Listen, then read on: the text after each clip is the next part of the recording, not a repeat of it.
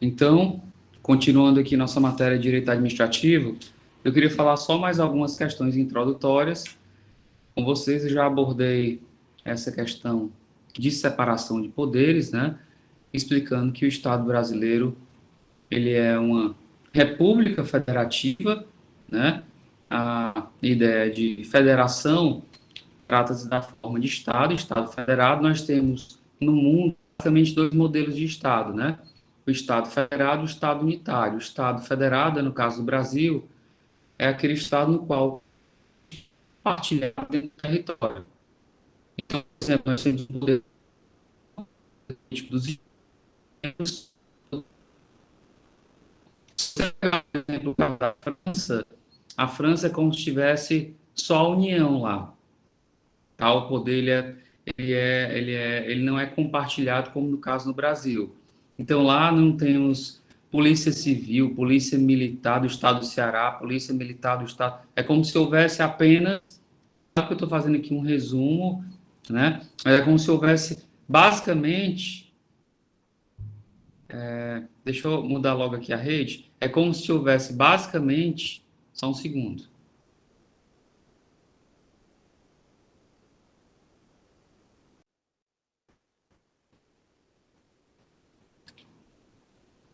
É como se houvesse basicamente, pessoal, apenas a Polícia Federal, tá? Então, deixa eu repetir. Agora estão me ouvindo bem? Ok. Então, pessoal, voltando. Se a gente for fazer a comparação do Brasil com a França, o Brasil não tem um poder político compartilhado dentro do território, né? Poder da União, dos estados e dos municípios. Na França é como se tivesse só apenas o poder político federal. Então, lá, o órgão ambiental seria só o IBAMA para todo o país, não teria SEMASSE, não teria SEMAN. O órgão tributário é como se tivesse só a Receita Federal, não tivesse Secretaria da Fazenda do Estado, não tivesse Secretaria de Finanças do município, tá? O órgão da polícia é como se tivesse só a Polícia Federal, não tivesse Polícia Civil de cada estado, polícia, guarda municipal, enfim. Isso é um estado unitário, tá? Então, o Brasil não é unitário, é um estado federado. O poder político é dado de forma autônoma aos Estados-membros e aos municípios. Essa autonomia está limitada àquilo que a Constituição coloca. A Constituição vai dar essa autonomia para o Estado para algumas questões, para os municípios outras. É essa autonomia, meus amigos, que fez com que o Supremo Tribunal Federal determinasse, em relação das questões da pandemia, que caberia aos estados, municípios, adotar medidas mais restritivas, ou seja, em relação à União. E aí foi aquela briga política. Ah, o Supremo tirou o poder do presidente da República para combater a pandemia. Não, não aconteceu isso, tá, meus amigos? O Supremo Tribunal Federal nada mais, nada menos adotou aquilo que está na própria Constituição, está na Lei Orgânica do SUS, está na vasta legislação de saúde. Então, assim, não ocorreu uma supressão de poder da presidência da República. Aliás, a presidência da República pode e tomou, tá, medidas de combate à pandemia. É claro que algumas delas foram criticadas, outras poderiam ser mais enérgicas, etc. Eu não vou aprofundar isso aqui, que não é objeto da aula, tá bom? Então, falei também da separação dos poderes, abordei para vocês que isso é uma mera separação de funções, porque o poder ele é uno, indivisível, tá? Função executiva, função legislativa e função judiciária, tá certo? E, enfim, eu queria chegar aqui com vocês nas fontes do direito administrativo, tá? Mas, professor, antes de falar das fontes, o que é o direito administrativo? Eu já estou anunciando, né? Falando de um conceito bem simples para vocês, o direito administrativo, vou ler aqui o conceito do professor Marcelo e Vicente Paulo, coloca o seguinte, ó, é um conjunto de regras e princípios, hoje nós vamos abordar essa diferença de regras para princípios, né, aplicáveis à estruturação, funcionamento e ao funcionamento das pessoas e órgãos integrantes da administração pública. Então, é um ramo que vai tratar da estruturação da administração pública. Como é que funciona a administração pública? Tá? Como é que ela se estrutura? Quais são os seus órgãos? Certo? Então, e como é que ela funciona? Quais são os seus princípios? Quais são suas normas? Etc. O direito administrativo também vai tratar da relação entre os seus agentes, entre os agentes públicos do Estado, entre o Estado e o cidadão, tá? Vai tratar do exercício da função administrativa, que é o regime jurídico de direito público, que nós vamos estar abordando aqui durante todo o semestre, tá? Vai tratar também da relação desse regime jurídico de direito público em relação ao particular, tá? Bem como a gestão dos bens públicos, mas tudo isso, meus amigos, é em razão de atender aquilo que a gente chama de interesse público. Por isso que eu passei para vocês um texto sobre interesse público, tá? Porque o que é interesse público é um dos conceitos indeterminados. Quando o direito traz conceito indeterminado, eu dou uma dica para vocês. É mais fácil vocês entenderem aquilo que não é. Porque, por exemplo, o que é que vocês escreveriam se eu desse uma folha em branco? O que é liberdade? O que é igualdade? O que é dignidade da pessoa humana? É mais fácil vocês colocarem no papel o que não é igualdade, o que não é dignidade da pessoa humana, tá? O que não é interesse público, tá bom? Mas assim, a ideia de interesse público, ela estava até sendo meio que colocada por alguns doutrinadores como ultrapassada, etc. Mas o Supremo Tribunal Federal tem tocado nessa questão e os tribunais de contas têm voltado a abordar o assunto, porque ficava muito na mão do administrador definir de modo discricionário o que é interesse público, tá? E eu vou abordar com vocês algumas ações populares que eu tenho questionado para que a gente possa discutir essa questão, tá bom? Então, assim, interesse público, ele, a priori, está na lei, tá? A lei que vai definir, vai trazer não o que é o conceito de interesse público, mas ela vai definir, dentre as escolhas da administração pública, aquelas que têm relação com a coletividade. O que eu posso antecipar para vocês é que interesse público não é interesse do gestor, tá bom? Não é o interesse do gestor. Por exemplo, o professor Felipe Braga, digamos que ele goste de heavy metal, tá bom? É de interesse dele que a sala seja preta. Lembra que eu discuti isso com vocês? Tá? Então, assim, a sala é preta, então eu vou colocar aqui uns quadros da banda tal, enfim, vou colocar caveira, vou colocar. Olha, isso aqui eu posso fazer na minha casa, se eu quiser. Mas dentro da repartição pública, tá certo? É o interesse público. O interesse público é aquele interesse um tanto quanto neutro. A sala dos ambientes públicos tem que ser salas neutras, tá? Não é a sala conforme entra na sala do professor Felipe é a sala preta, entra na sala da professora Alexandra é a sala rosa, entra na sala do professor Luiz é uma sala azul com ondas e com, enfim, imagem de santos. Não é assim que funciona a administração pública, tá? A gente vai ver isso em razão dos princípios da impessoalidade, etc. Tá bom? Então, interesse público é um conceito indeterminado, tá? Mas toda vida que o gestor for escolher o que é de interesse público, se a lei não trouxer de maneira clara o que é interesse público, ele vai ter que motivar. Ele vai ter que explicar o porquê daquela escolha, tá bom? Então, por exemplo, digamos que numa festa de Réveillon,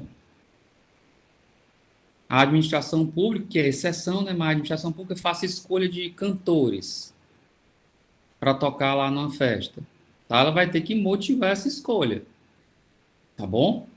Então não pode ser, eu vou colocar o cantor, enfim, a cantora Ivete Sangalo, porque é uma cantora da música popular, é reconhecida, de várias pessoas, ela agrada a vários gêneros, etc, etc, etc.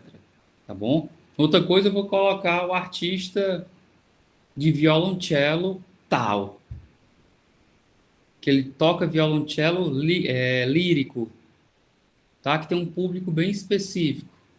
Aí você vai ter que motivar o porquê disso. Não é tão fácil fazer uma escolha dessa natureza, tá bom? Aí vai pagar a mesma quantia, mesmo cachê para o cantor de violoncelo, que eu não estou tirando mérito algum, para a cantora Ivete Sangalo. Então isso tem que ser muito bem definido, tá bom?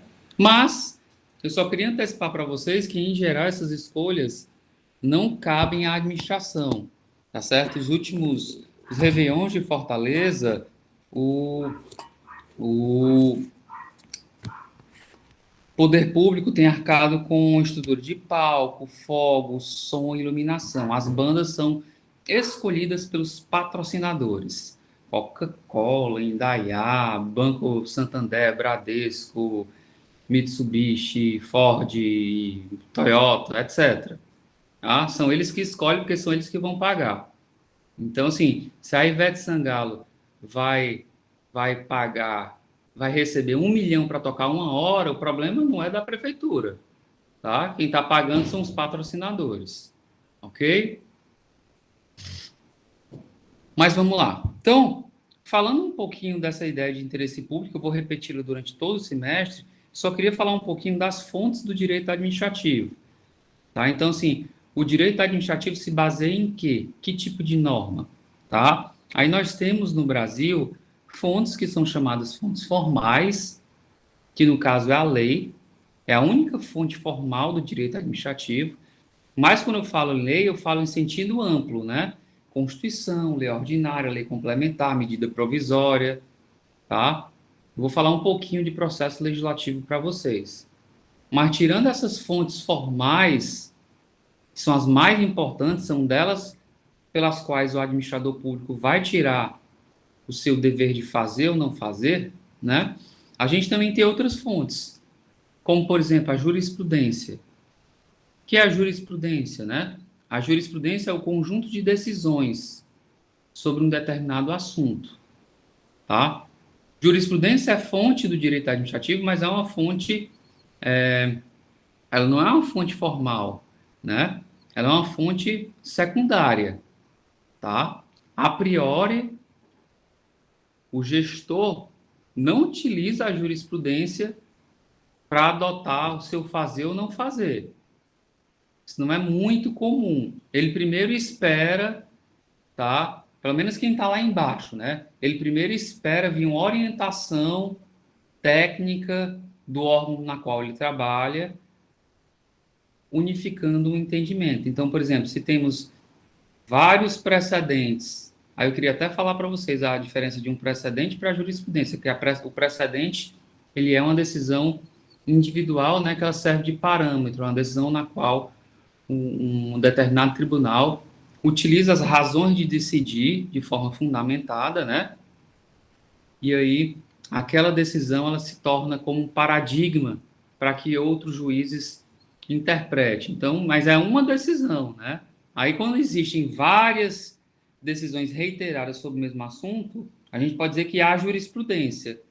Opa, eu quero saber, por exemplo, se eu inscrever o nome de uma pessoa no SPC ou no Serasa, sem comunicá-la, se isso gera um dano moral, tá bom? Aí, quando isso começou, o SPC Serasa deve ter, sei lá, uns 20 anos, quando isso começou a acontecer, as pessoas começaram a processar esses órgãos de proteção ao crédito. E aí o tribunal foi firmando entendimento, gera dano moral. Aí surgiu o primeiro precedente, segundo, terceiro, quarto. Aí depois a gente pode dizer que surgiu jurisprudência sobre o assunto. Nós temos dezenas de precedentes, né? Vários semelhantes, aí vem a jurisprudência, tá bom? Só que nós temos uma decisão de poder judiciário, pessoal, que ela é como se fosse uma fonte formal do direito administrativo, que é a súmula vinculante. Tá certo? Os tribunais publicam súmulas, tá? Não todos, alguns são orientações jurisprudenciais, etc. Mas eles às vezes publicam súmulas, sobretudo o Supremo Tribunal Federal, TSE, STJ, etc. E essas súmulas é como se fosse uma espécie de resumo, né, de jurisprudência. Por exemplo, vou dar um exemplo de súmula aqui com relação a essa questão do SPC e do Serasa. A súmula é o seguinte: gera dano moral, súmula número 50, digamos. Gera dano moral o fato do órgão de proteção ao crédito inscrever o nome do devedor sem comunicá-lo previamente. Isso é espécie súmula. É um resumo de uma da jurisprudência sobre o assunto, tá? Então, essas súmulas, meus amigos, elas, assim, não é que elas sejam obrigatórias, tá? Mas elas meio que na primeira instância, né? O juiz tem até mais margem de liberdade para interpretar a súmula, porque às vezes as súmulas são colocadas de maneira genérica e um caso concreto teria as suas peculiaridades. O juiz vai interpretar se naquele caso se aplica ou não a súmula. Mas o que eu quero falar para vocês é que, a priori, as súmulas são obedecidas pelos tribunais superiores. Tá? Aliás, são obedecidas pelos tribunais de segunda instância e pelo juiz de primeiro grau. Ou seja, quando há uma súmula do STJ falando sobre aquele assunto, o juiz de primeiro grau já julga conforme a súmula, tá? Porque senão ele tende a ter a sua decisão, as suas sentenças reformadas. Essa é uma probabilidade bem expressiva, tá? Então, se ele não tiver uma orientação voltada àquilo que vem decidindo os tribunais superiores, a probabilidade de que sua sentença seja reformada ou um acórdão é maior. Existe hierarquia de súmulas? Sim, tá? Existe sim hierarquia. É isso mesmo que você está colocando. Como o Supremo Tribunal Federal está acima do STJ, se tiver uma súmula do Supremo e uma súmula do Superior Tribunal de Justiça, a priori vai valer a do Supremo. Mas essas questões de hierarquia eu vou ver na aula de hoje de regras e princípios, tá? E se aplica a súmulas. Tá? Agora, sim, só uma curiosidade. A priori, as súmulas do Supremo vão tratar de assuntos diferentes de súmulas do STJ. Porque o STJ ele é o guardião das leis federais, né? O TSE também, leis federais em matéria ambiental, consumidor, tributário, etc. Mas, se surgir alguma súmula que entre em dissonância, o Supremo vai ter, né? Está hierarquicamente superior, ele tem hierarquia e vai valer mais a súmula do Supremo. Então, além das súmulas, meus amigos, temos a súmula vinculante. A súmula vinculante, só quem a edita é o Supremo Tribunal Federal.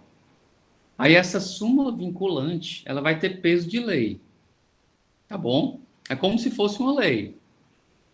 Tá? Ela vai obrigar a administração pública e o próprio Poder Judiciário a cumprir o que está na súmula vinculante. Então, se o Supremo coloca lá, digamos que tem um plano econômico, o governo Bolsonaro edita um plano econômico qualquer e coloca que a taxa de juros da poupança vai ser pelo IPCA, digamos,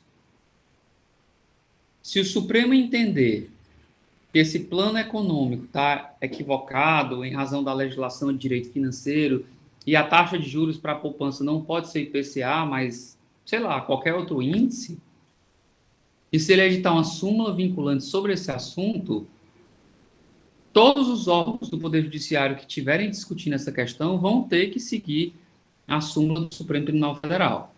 Ela vincula o Supremo e a própria administração pública. Se a administração pública for fazer um pagamento, tá, que se refere a essa questão, tem que ser conforme a orientação do Supremo Tribunal Federal. A súmula vinculante, ela só não vincula o Poder Legislativo, tá? Porque o Poder Legislativo, ele pode livremente criar legislação alterando disposições que até o Supremo tenha criado por súmula, tá? Ele tem liberdade, ok? Foi o que aconteceu, por exemplo, no caso da vaquejada, né? Que o Supremo vedou e depois o Congresso fez uma emenda constitucional alterando essas questões da vaquejada, colocando como patrimônio cultural, etc. Tá? Então, enfim. Por fim, meus amigos, por fim, antes de começar aqui a aula de princípios, eu só queria tocar nos sistemas administrativos que nós temos, basicamente no mundo, que é o sistema inglês e o francês. O sistema inglês é chamado de sistema de unicidade de jurisdição, que é aquele adotado no Brasil, que significa que quem dá a palavra final em matéria administrativa é o Poder Judiciário. Não entendi, professor. No Brasil, por exemplo, existe uma multa de trânsito, tá? A multa, você entra com recurso lá digamos, uma multa da AMC, você entra com recurso lá na AMC e você perde o recurso. Lá está dizendo que você estava dirigindo sem cinto de segurança, tá? E você prova que o seu veículo tinha sofrido uma colisão e estava na concessionária, tá certo? Aí junta lá o laudo da própria AMC de um dia antes da suposta multa, junta lá fotografia que o carro ficou completamente, enfim, comprometido, declaração da agência, da oficina, dizendo que o veículo estava lá, filmagem que tem o dia mostrando que o veículo estava lá. Então, possivelmente seria uma placa clonada, né? Mas o órgão de trânsito julga improcedente seu recurso, confirma a multa de dirigir sem um cinto de segurança. Tá? No Brasil, meus amigos, se você perdeu esse recurso, você pode recorrer a quem? Ao Poder Judiciário. Você pode entrar com ação para anular a multa de trânsito. Então, quem dá a palavra final em matéria administrativa é o Poder Judiciário. Tá? Na França, esse é o sistema inglês, que é o que o Brasil adota. Na França, lá há o sistema de dualidade de jurisdição. Como assim, professor? Lá há também duas jurisdições como no Brasil, a jurisdição administrativa, a jurisdição do próprio Poder Judiciário, só que a questão administrativa, ela nasce e morre na esfera administrativa. Você não pode recorrer ao Poder Judiciário. Ou seja, se na França um tribunal administrativo julgar um recurso de uma multa de trânsito, você depois não vai poder recorrer ao Poder Judiciário. A questão morre lá. Tá? É um sistema de dualidade de jurisdição. Existe a jurisdição administrativa e a jurisdição, no caso do Poder Judiciário. E cada uma tem sua coisa julgada. Morreu aqui na administrativa, você não pode mais discutir o assunto. No Brasil, nós temos as duas, mas ela meio que se unifica no Poder Judiciário, que dá a última palavra. Tá? Tem duas com autonomia, mas se essa aqui, que é administrativa, der uma decisão que você discorda, você vai poder utilizar o Poder Judiciário para dar a palavra final. Ok? É isso. Alguma dúvida sobre isso que eu falei até agora? É só uma questão introdutória. Vamos aqui falar sobre o assunto da aula de hoje, que é princípios, né, do direito administrativo. Na verdade, eu gosto de falar até da palavra postulado, porque ela é mais completa e a gente vai ver que alguns postulados que eu vou referir, eles sequer estão positivados na nossa Constituição, tá certo? Então,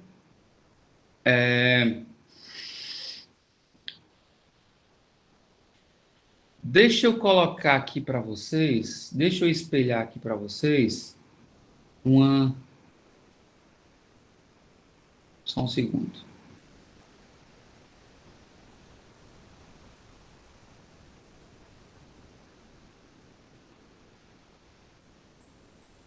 Para começar a matéria,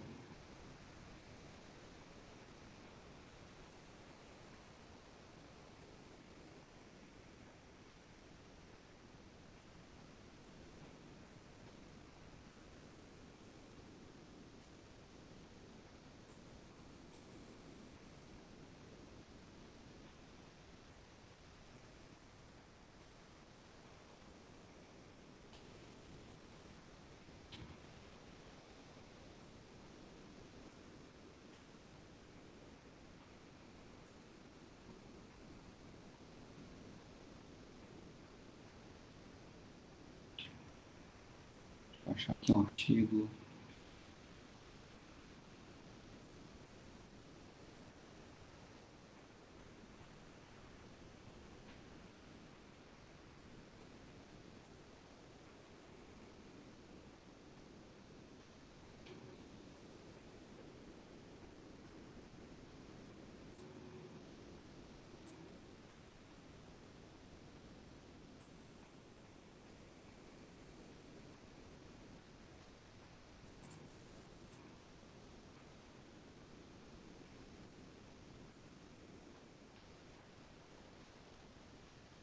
Pronto, eu coloquei aqui um artigo da Constituição artigo 14, tá?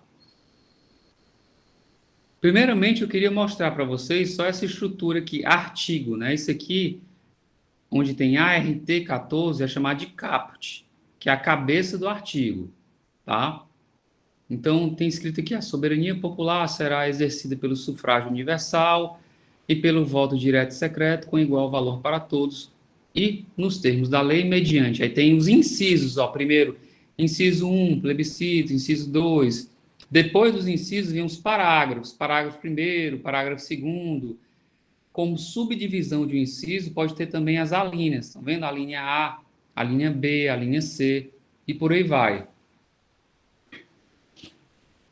O objeto da discussão da aula de hoje é: eu estou olhando para essas normas aqui, ó, artigo, inciso, parágrafo, linha, eu tenho que saber se isso é um princípio ou é uma regra, tá? Por que, professor, você tem que saber se isso é um princípio ou uma regra?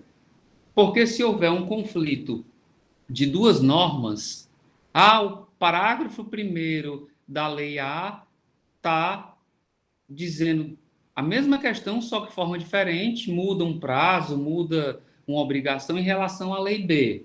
Aí o que é que vai valer? Se nós temos duas normas se chocando, tá bom? Aí nós vamos entender que, havendo um conflito de princípios, o modo pelo qual eu resolvo o problema é de uma maneira. Havendo um conflito de regras, o modo pelo qual eu vou resolver o problema é de outra maneira.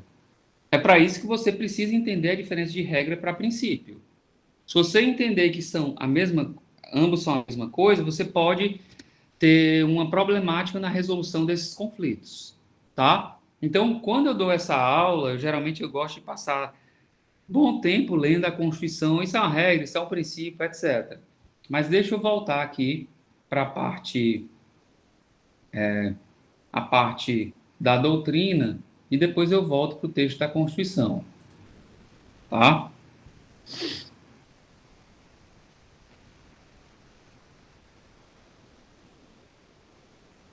Então, eu coloquei aqui só algumas questões introdutórias. E a primeira coisa que eu queria falar para vocês é: nós temos, meus amigos, princípios e regras que são escritos ou são chamados positivados, que estão na lei, estão na Constituição, etc. E temos princípios e regras que sequer estão escritos em leis, tá? Como, por exemplo, o princípio da fila, ou regra da fila. A gente vai discutir isso. Ou seja, isso não é todo, não está na lei. Ei, você tem que ficar na fila do ônibus. Onde é que está escrito na lei? Não tá escrito na lei. A gente tem até algumas filas, por exemplo, no direito da saúde, a gente tem fila no SUS. Isso está na lei, tá bom? Mas para outras questões, ficar na fila do cinema, ficar na fila do metrô, ficar na fila, sei lá, da padaria, tá? Não tem nenhuma regra de direito escrita, positivada, lei tal, ó. É obrigado o cidadão ficar na fila. Isso é meio que um princípio moral, tá certo? É um princípio moral, tá? Mas o que eu vou abordar com vocês aqui são princípios e regras que estão positivados no direito, eles estão lá escritos em leis, tá? Sobre tudo isso. Então, assim, eu coloquei aqui algumas questões que são meramente doutrinárias para facilitar um pouco o entendimento.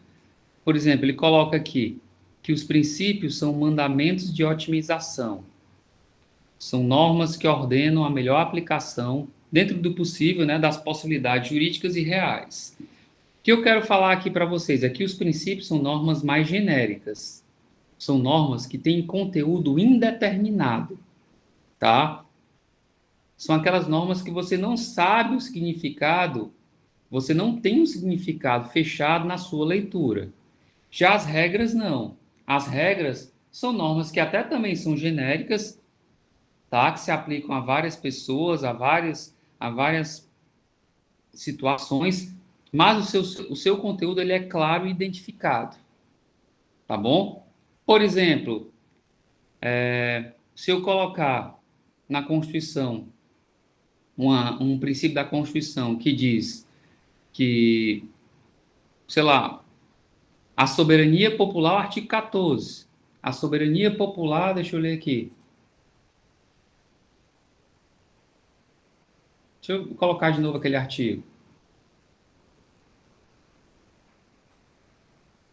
Só para que vocês vejam aqui essa diferença.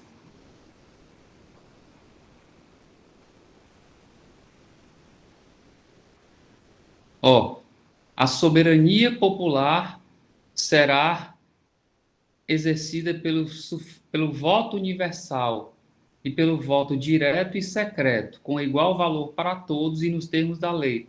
Essa norma, assim, o que é soberania popular, né? Tá?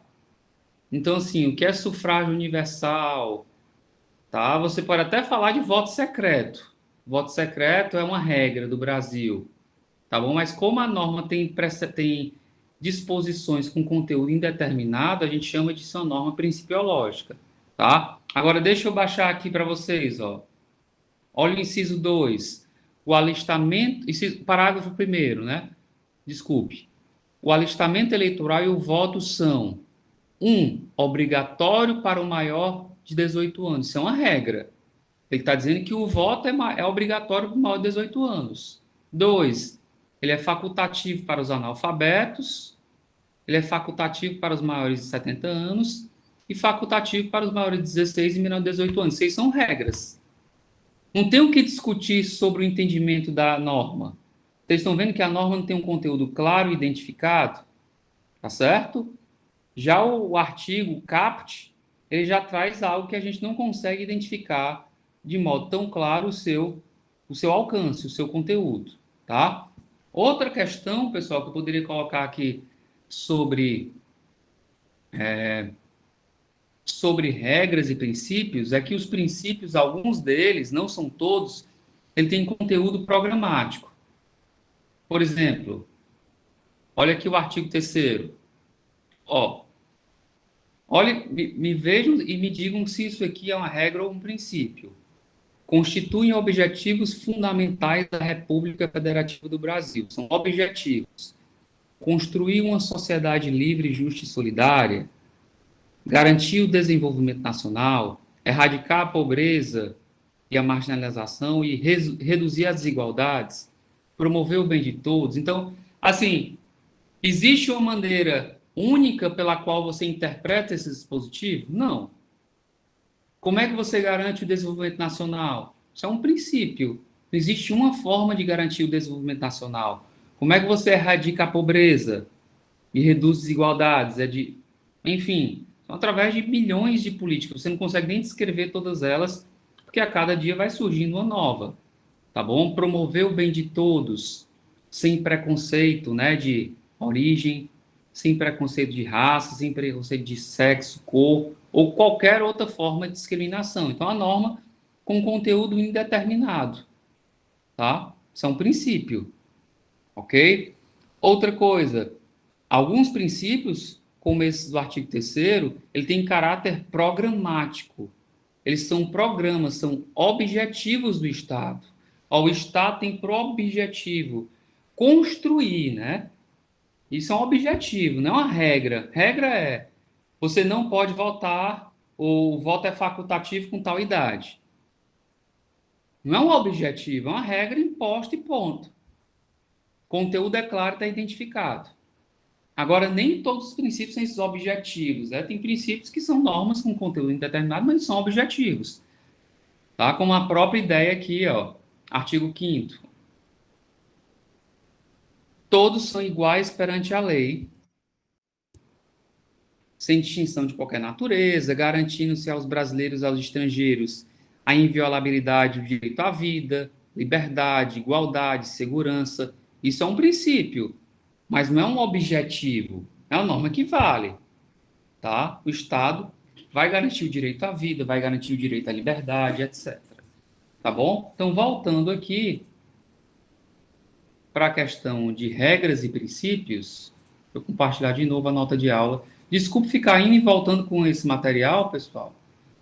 Eu poderia até colocar já a norma dentro da nota de aula, né, para não ficar abrindo e fechando. Mas, enfim.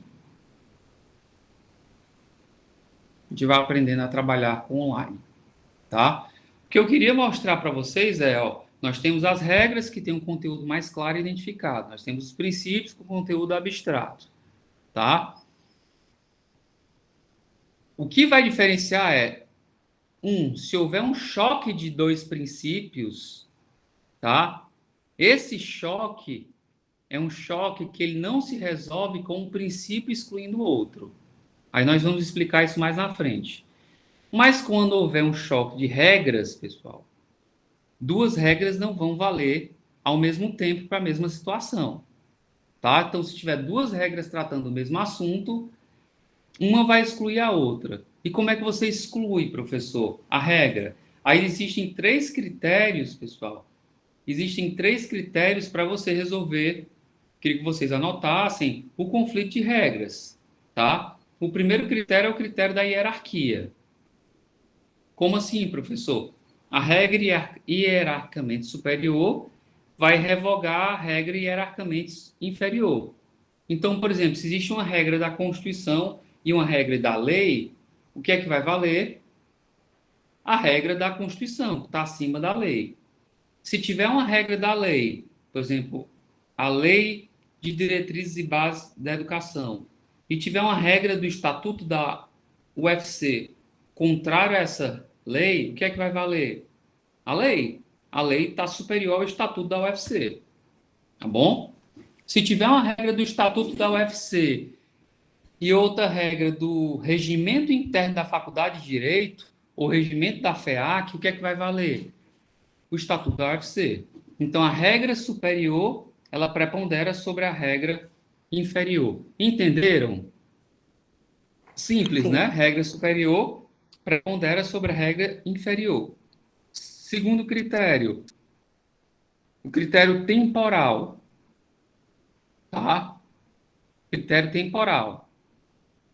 Se as duas regras estão na mesma hierarquia, tá bom? Não é nenhuma superior, outra inferior, tá? Mas se elas estão na mesma hierarquia e estão se chocando, tá bom? Eu não vou resolver esse problema com base na hierarquia, porque elas estão na mesma hierarquia, mas se elas estão se chocando, você aplica o critério do tempo, critério temporal. A norma posterior, ela vai preponderar sobre a norma anterior, tá? Então, por exemplo, se tem uma lei que fala, digamos que eu estou, sei lá, comprando uma mercadoria de outro estado, ou estou importando a mercadoria, e dizia a lei do estado do Ceará que o imposto, o ICMS dessa mercadoria é 27,5%. Digamos, tá bom? Só que depois, isso é uma regra de 2020, em 2021, para incentivar a importação desse produto, ou seja lá o que, o Estado fez uma lei dizendo que a importação do produto tal, digamos, seja pneu, a alíquota é 20%, tá bom? Aí quando chega lá no posto, na Receita, etc., no órgão de fiscalização, ele lhe tributa com base na a regra anterior. Aí você questiona, dizendo, não, existe essa regra, dizendo que era 27%, mas nós temos uma regra nova, que a alíquota agora é 20%. Então, a regra posterior, ela tem eficácia sobre a regra anterior. Ok? Então, a lei posterior revoga a lei anterior. Entenderam? Então, o primeiro critério é hierarquia, segundo critério, critério do tempo. Tá bom? Para o direito penal, existem algumas peculiaridades, tá certo, pessoal? Existem algumas peculiaridades. Eu não vou ter muito tempo de aprofundar sobre isso. Mas, por exemplo, só para que vocês tenham noção, ó, no direito penal, a norma mais prejudicial, ela não vai prejudicar quem praticou um crime antes dessa lei. Então, se hoje a pena para o estupro, ela é, digamos, 10 anos, fazer um chute, não sei decorado, tá bom? Apenas para o estupro, hoje é de 10 anos. Amanhã é aprovada uma lei colocando a pena para o estupro 14 anos, digamos. Amanhã, no dia 6 de outubro de 2021. Se o Farias cometeu um estupro ano passado e ele fosse julgado amanhã, qual é a lei que vai ser aplicada, né? Então, a lei não pode retroagir para prejudicar o réu. Como ele praticou o crime na vigência daquela lei anterior, tá bom? Na vigência daquela lei anterior vai ser aplicada aquela pena lá de 10 anos, tá? É só para quem praticou o estupro posteriormente. E para o direito penal, inclusive, se a lei posterior for mais benéfica, ela beneficia o réu, tá? Então, digamos que o Farias praticou o estupro, a pena era 14 anos, aí depois do estupro a pena passou a ser 10 anos, essa lei posterior vai beneficiar ele, retroagindo, tá? A lei posterior, ela beneficia o réu, tá bom? Por exemplo, em 2004, pessoal, em 2004 tá bem aí, né? Não para vocês, que são muito novos, mas só em 2004 que a infidelidade deixou de ser crime. Só em 2004 que ela foi revogada do ponto de vista penal, tá bom? Então, pensou que absurdo, né? Em 2004 o cara lá cometeu infidelidade e vai para cadeia, né? Assim, então, por isso que eu falo, a lei posterior, ela mais benéfica, ela revoga, né? Se você tiver praticado, porque assim, tem certas situações que hoje são consideradas como crime, mas a gente vai naturalizando elas, tá bom? Não estou dizendo que tem que naturalizar o estupro, não estou dizendo isso, pelo amor de Deus, pelo contrário, tá? Mas a questão da infidelidade é uma questão muito mais. Enfim, eu não entro na esfera, não acho que entra na esfera criminal, tá? Na esfera civil ela tem até repercussão, viu, meus amigos? A infidelidade na esfera civil ela tem ampla repercussão, tá? Pode gerar dano moral, a partir de como você expõe o seu companheiro, a sua companheira, isso pode gerar sim um dano moral, tá? Casamento, tá certo?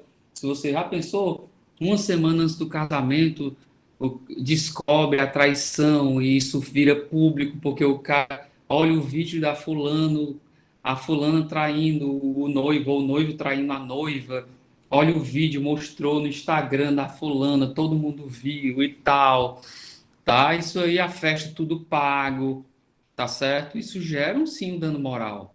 A gente vai ver isso mais na frente, tá bom? Mas do ponto de vista criminal, não. Isso não gera responsabilização. Do ponto de vista civil, pode sim, pode trazer um dever de indenizar. Mas voltando aqui para regras e princípios, falei do primeiro critério, hierarquia, falei do segundo critério, temporal, vou falar do terceiro critério, o critério da especialidade, tá? Critério da especialidade. O critério da especialidade, meus amigos, é o critério que diz que a norma mais especial, mais específica, ela tem aplicação prioritária em relação à norma geral. Como assim, professor? Se você pegar o Código Penal, você pode ver que tem duas normas que tratam de subtrair coisa alheia móvel para si ou para outrem, tá? Nós temos duas normas falando sobre isso. Só que a primeira coloca a pena mínima de 4 anos e a segunda coloca a pena mínima de 6 anos.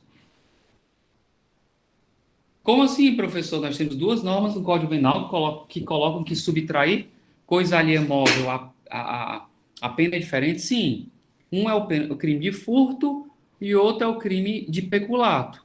Só que o crime de peculato, pessoal, é um crime específico para o servidor público. É quando o servidor público subtrai coisa alheia móvel para si e para outro. Então é a mesma coisa, subtrair coisa alheia móvel para si e para outro. Só que no peculato ela é específico, porque é servidor público, agente público, que subtrai coisa alheia móvel para si e para outro. Tem uma norma mais específica, tá bom? Então, quando isso acontecer, tem norma geral. Norma geral. Ninguém pode, sei lá, o professor Felipe criou aqui uma norma geral. Ninguém pode faltar a prova. Aí, isso é a norma geral, mas tem a norma específica. Pode faltar a prova, o aluno A, B, C, coloco lá as excepcionalidades. Oi, Luan. Professor, essa lei nova, não vi se é o projeto de lei ou se realmente vai entrar em vigor. Parece agora que, tipo, se os parlamentares lá, eles, por mais que desviarem dinheiro, acontecer alguma coisa e for sem querer, né, não for culposo, aí não vai acontecer nada pra eles, né, não vai ser mais crime. Se o senhor tá acompanhando, né? Aí eu queria entender sobre isso aí, tipo, é mais só forma deles estarem se isentando ali, né? Que aí, se não for comprovado, deixa por isso mesmo. É, não é que fica por isso mesmo, né? É o caso da improbidade administrativa que eles estão querendo mudar. Eles estão querendo colocar que só vai existir a improbidade administrativa se houver o dolo, né? E não a culpa, tá bom? Aí vai dificultar a responsabilização, né, por improbidade de agentes públicos. Então, eu discordo com. Já é difícil ter improbidade, tá? Já não é fácil você enquadrá-la. Quanto mais você provar o dolo, né? Enfim, aí assim, tem muita questão do dolo indireto e a depender da lesão. Não estou dizendo que vai acabar com a improbidade, não, mas vai dificultar um pouco, dificultar um pouco a sua caracterização. Tá? Eu vou ler com vocês depois um pouquinho a lei de improbidade e tem algumas questões, eu posso até abrir para vocês, só para que vocês tenham noção disso que foi perguntado, acho que foi o Luan, né? Deixa eu colocar aqui, só um minuto.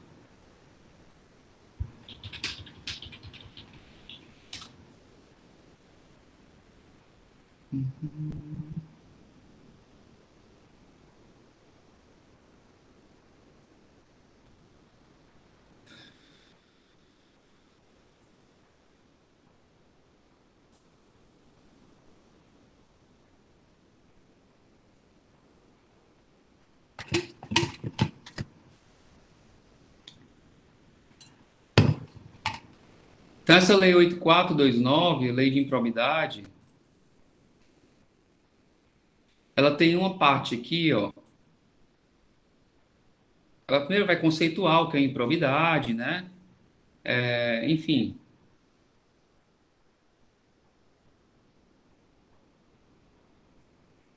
só colocar qual artigo que eu quero.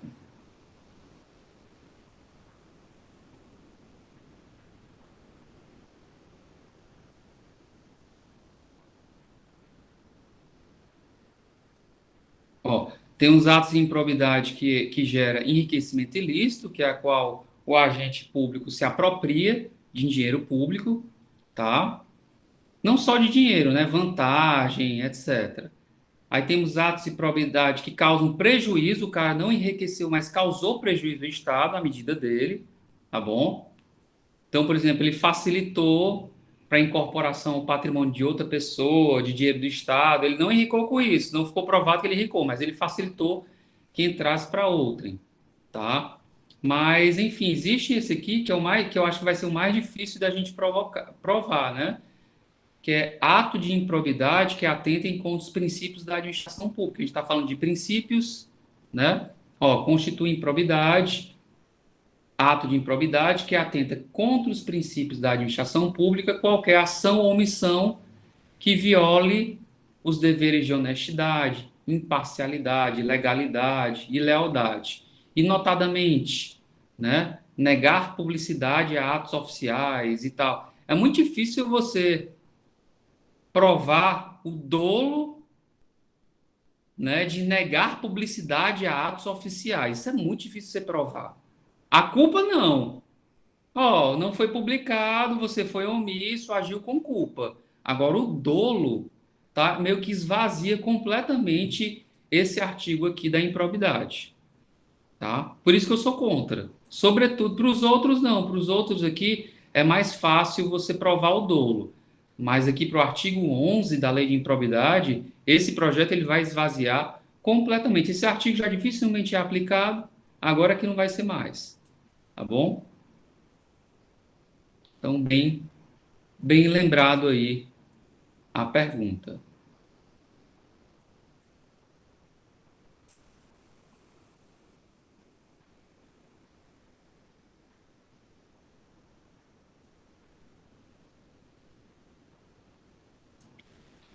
Então, pessoal, voltando aqui, regras e princípios. As regras vão sofrer essa questão do tudo ou nada, uma vai excluir a outra. Exclui como, professor? Hierarquia, tempo, especialidade. E os princípios? Os princípios, meus amigos, eles não se excluem, tá? Os princípios não se excluem, tá bom? Como assim, professor, não se exclui? É porque, na verdade, quando você olha para dois princípios, em um determinado caso concreto, um princípio pode ter mais atuação ou aplicabilidade do que outro. Num outro caso concreto, esses dois princípios também estão em discussão. Pode ser que esse princípio se aplique mais do que o outro, ou pode ser que os dois tenham uma aplicação meio que uniforme, tá? Eu vou dar aqui um exemplo ou dois para que vocês entendam, tá? A Constituição, no artigo 225, ela traz o princípio da proibição da crueldade contra animais, tá certo? Ok? E a Constituição, no artigo 215, traz também o princípio da liberdade cultural, tá? Do incentivo às práticas culturais, etc. Posso até ler aqui para mostrar corretamente a norma, tá bom? Então, são dois princípios, um que proíbe a crueldade contra animais e outro que assegura as práticas culturais.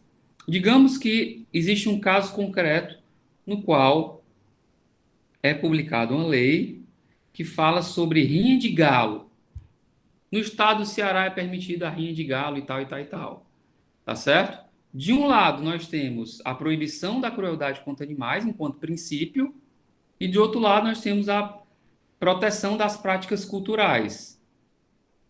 Nesse caso concreto aqui, da linha de galo, o Supremo Tribunal Federal entendeu que havia preponderância nesse caso, tá? Nesse caso, da proibição da crueldade contra animais. E ele declarou inconstitucional essa lei, tá certo? Só que pode existir outra determinada situação, por exemplo, o princípio, sei lá,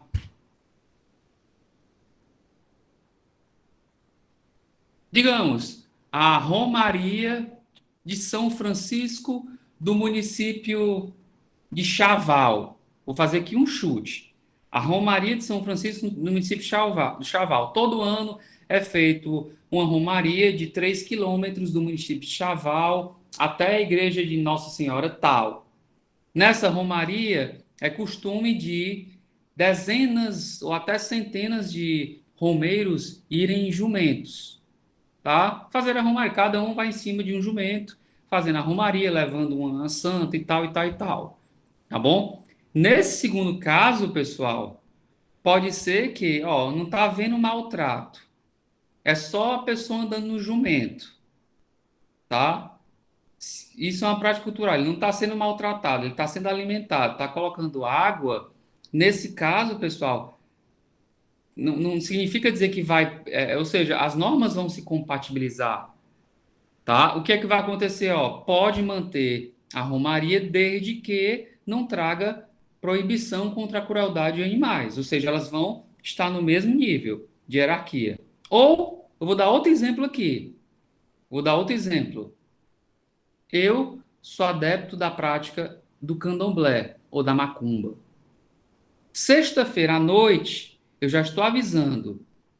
Eu vou pegar uma galinha preta, vou imprimir a lista de chamada, vou pegar um litro de cana, vou colocar o nome de vocês. Vou pegar uma galinha, tá? Vou pegar o pescoço dela e vou fazer assim, até quebrar, ó. Traque! Eu vou matar a galinha, tá certo? Para fazer uma manifestação contra vocês. Ai de quem pescar nessa prova, meu amigo. Espere não, tá bom? Ou seja, essa minha manifestação religiosa, e eu vou trazer uma crueldade contra o animal, mas é a minha manifestação religiosa. E a Constituição proíbe a crueldade contra animais. Qualquer um de vocês que queira entrar com ação, é bem provável que o judiciário não proíba isso, porque é a minha manifestação, é a minha liberdade religiosa, entendeu? Então, assim, outra coisa, o fato de você matar uma galinha, né, assim, ela não é uma questão meio de comum, né? Tá? Tá certo? Não estou dizendo que não estou incentivando, ei, vão matar as galinhas e tal, não estou falando isso. Tá? Só estou dando um exemplo aqui para vocês, ó. Então, eu já imprimi essa lista de chamada e levar no cartório para fazer uma escritura declaratória do que foi dito aí em meu nome, tá certo? Tanto de rindo da minha imagem enquanto professor, tá? Quanto alegações maliciosas, etc. Desculpe. Então é isso. O que eu estou falando, pessoal, para vocês é que vai depender do caso concreto. Os princípios, eu não posso dizer que um se sobrepõe ao outro. Tá certo? Se for um gato e um cachorro, não pode. Tá? Não poderia você matar o cachorro dessa maneira. Tá? Você poderia até fazer o sacrifício de um animal, mas um gato e um cachorro, assim, quebrando o pescoço e tal, e tal, e tal, você não poderia. Tá bom? Professor, Oi. no caso, no caso da, tipo, cultura fazer um sacrifício e tal, só conta para, tipo, animais. Pronto, eu tenho uma galinha de estimação, mas outra pessoa pega para fazer um sacrifício. Isso também afetaria Sim, no... porque isso. Aí, aqui, nesse caso, você tem uma galinha de estimação, ou um porco de estimação, seja lá o que a pessoa pega, vai ter um crime de dano aí, né? Agora, assim, do ponto de vista ambiental, nem sei se isso é crime ambiental, porque é um animal doméstico, né? Você matar o animal, mas assim, a depender do caso, vai ser maus tratos contra animais, né? A depender do modo pelo qual ele vai matar, tá certo? Vai ser maus tratos, sim. Se ele pegar Mas, a sua galinha e torce o pescoço dela e tal, e tal, e tal, vai ser, sim, maus tratos contra animais. mas isso vai afetar numa penalidade para ele, então. Tipo, não Sim, vai. Ah, certo. sim. Para mim, que estou fazendo a questão religiosa e tal, e tal, e tal, e tal, que é uma questão comum, né? Matar uma galinha, etc. Assim. Mas, tipo, no caso, você pega para a minha galinha para fazer alguma coisa, não teria consequências ainda? Tipo, por causa. Teria, porque o bem não é meu, né? Ah, saquei, Tá entendi. bom? Obrigada. Aí não poderia. Essa questão de sacrifício de animais para fins de consumo humano, pessoal, há uma regulamentação bem forte do Ministério da Agricultura, né? Então, isso é uma questão, assim, bem.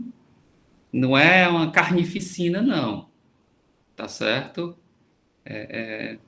São métodos pelos quais trazem o mínimo de dor e de efeito para os animais, tá? Por isso que são fechados esses matadouros públicos de interior que não tem as normas que são determinadas pelo Ministério da Agricultura, tá bom? Então, para matar, digamos, um boi, né? Não é algo assim, não. É um processo, por mais cruel que ele possa ser, né? Mas é um processo que é instantâneo, entendeu?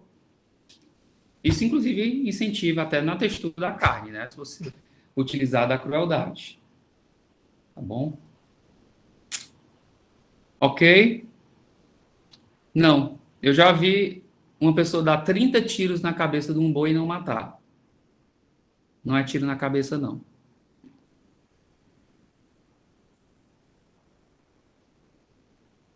É um mourão, né? Que eles vão andando e, buf, cai e já mata. Tuf, é bem uma. Na pancada. A própria pancada já dá o. A quem leva um murro na cabeça É isso que aí mesmo, é porque eu desmaia, achei né? que fosse um tiro. Não, você desmaia, né? Com um na cabeça, dependendo de onde pegar. Então é meio É. que uma peça de madeira que cai sobre a cabeça e já desmaia e já provoca tipo o óbito do animal, tá? É assim. Enfim,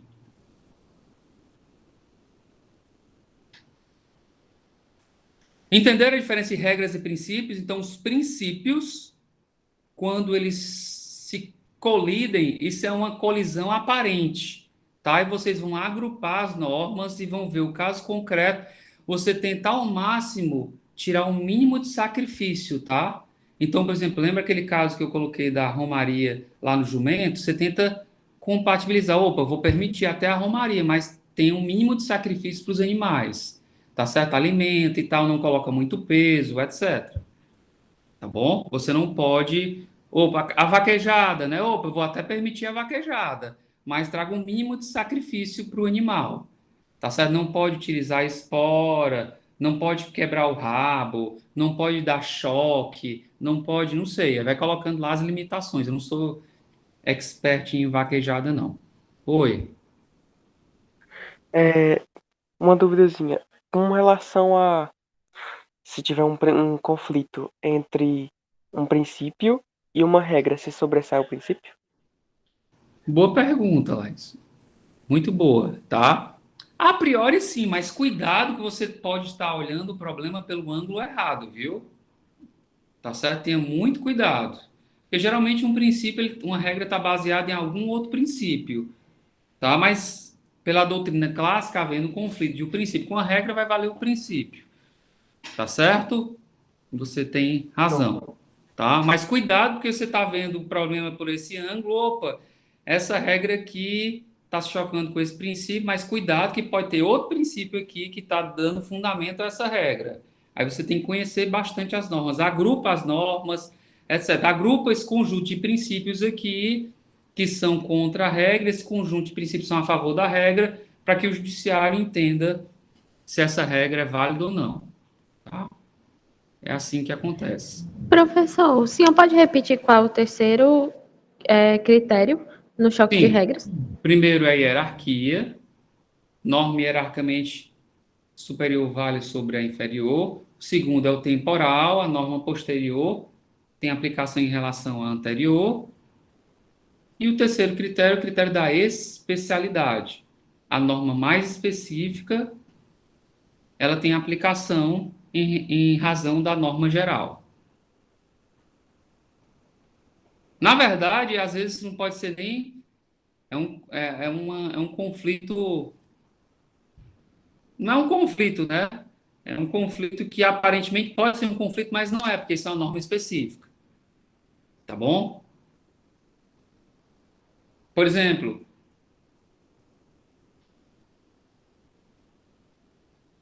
é,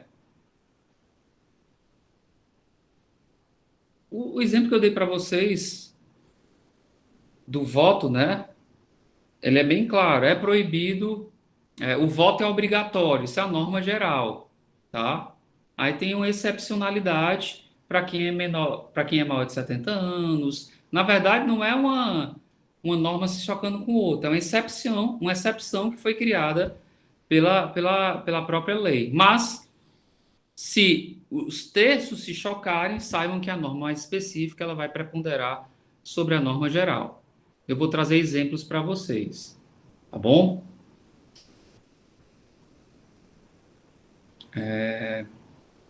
Bem, eu acho que, deixa eu ver aqui se eu vou começar a falar desses princípios. Bem, vamos aqui falar um pouco de supremacia do interesse público, né? Supremacia do interesse público. Bem, o primeiro princípio, que na verdade ele não está na Constituição, vou falar quais são os princípios que estão na Constituição, é o princípio da supremacia do interesse público. Ele decorre até da própria ideia de democracia, né? De poder da maioria, etc. Mas essa supremacia do interesse público, pessoal, sobre o privado, ela não vai significar que o interesse privado vai ser sacrificado, tá? Ela vai dar preponderância ao interesse público. Coloquei até como exemplo a ideia de desapropriação, né? O que é a desapropriação? O Estado, quando fala Estado, é em termo geral, União, Estado, município. Mas o Estado precisa fazer uma obra pública, ele quer alargar uma rodovia, ou ele quer alargar uma rua, tá? Recentemente, eu moro há 20 anos na casa, recentemente eu reformei o deck, coloquei uma piscina, plantei árvores, fiz uma horta e tal e tal. Minha casa ficou dos meus sonhos, digamos. Mas aí a prefeitura resolve alargar a rua. O que é que vai valer? O interesse público ou o meu interesse particular? É claro que vai valer o interesse público. Quer dizer que a prefeitura não vai alargar a rua porque o Felipe teve todo o cuidado e colocou a piscina, colocou o deck, colocou a horta, não tem nada a ver isso. O interesse público prepondera sobre o interesse particular. Isso não significa, cuidado, isso não significa dizer que vai chegar lá a prefeitura e vai passar um trator sobre a minha casa e nada vai acontecer. Né? Eu gastei com a piscina, eu gastei com. Claro que ela vai ter que indenizar previamente. Ela primeiro vai ter que pagar a indenização justa para depois alargar. Tá bom? Como assim, professor? Ele tem a obrigação de, por exemplo, se minha propriedade estiver no espaço, eu tiver que, tipo, diminuir, ele paga? Paga, paga sim. Ah, Ele tem que pagar. entendi. Tá bom? Por exemplo, se na sua casa, Irane, ele pega a sua casa, o seu vizinho de outro e vão demolir para fazer uma creche. Ou a sua casa é do lado de uma praça, eles querem expandir uma praça, tá? Eles têm que primeiro pagar, porque senão vai ficar no meio da rua, tá bom? Aham. Primeiro eles têm Então, que lhe pagar, dar uma indenização justa, é feita uma avaliação, dá um tempo para que você se mude, compre a casa e aí vai ser demolida a sua casa. Se isso você não mostra que quiser, não eu é não quero. autoritário. Se você não quiser, eu vou me segurar aqui na minha estante de livros que eu amo e tal, etc. Eu não tenho. Aí chegar lá, a guarda municipal vai lhe tirar a força e vai chegar o trator e vai demolir.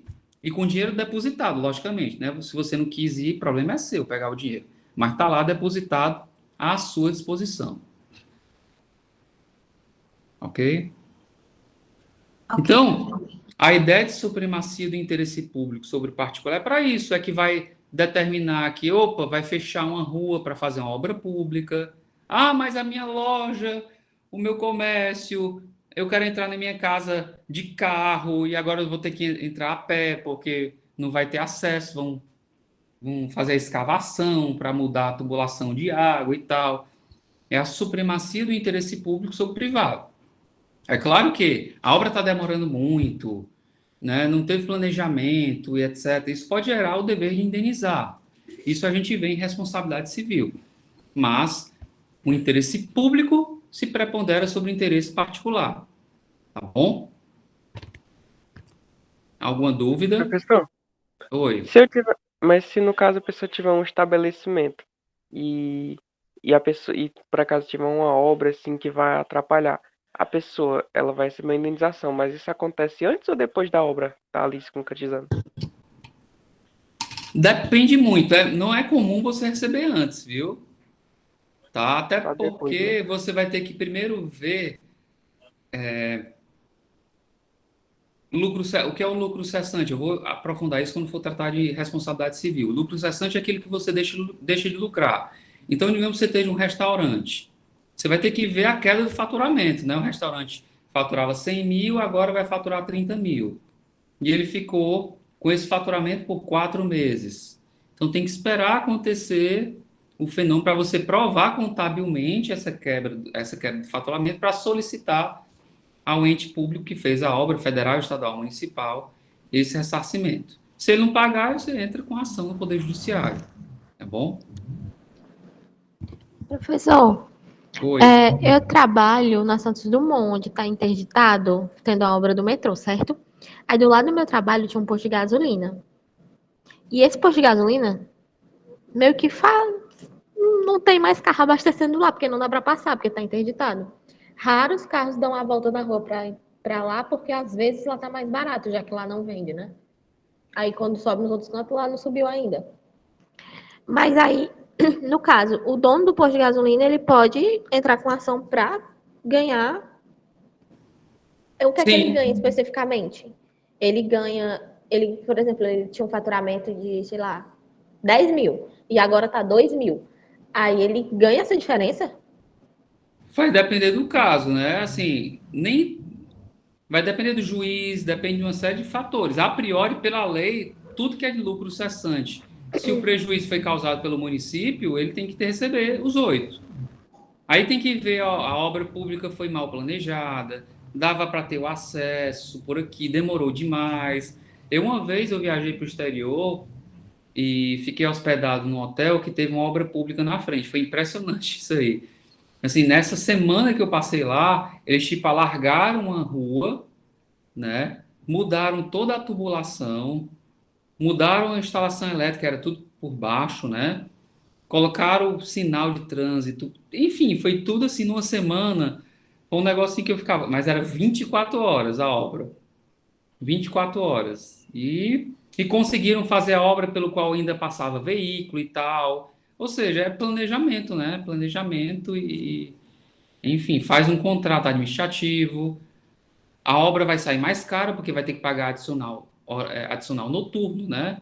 Quem vai trabalhar à noite, a obra vai ser mais cara, mas é melhor pagar mais caro na obra do que pagar um lucro cessante num processo judicial, que vai ter honorários, custas, etc.